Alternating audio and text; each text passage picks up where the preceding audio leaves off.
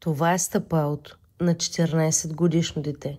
Според вас трябва ли да чувства това дете болка при всяка крачка? Това не са просто мазоли. Това е знак, че нещо в походката, обувките или грижата не е наред. Родители, погледнете внимателно в краката на децата си.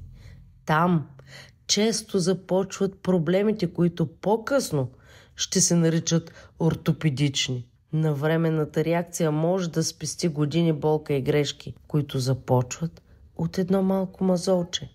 Решението за мазолите не е в аптеката, нито в медикаментите, нито в препаратите, които са предназначени за тях, а откриването на причината за омазоляването. Мазолите се образуват вследствие на натиск и триене.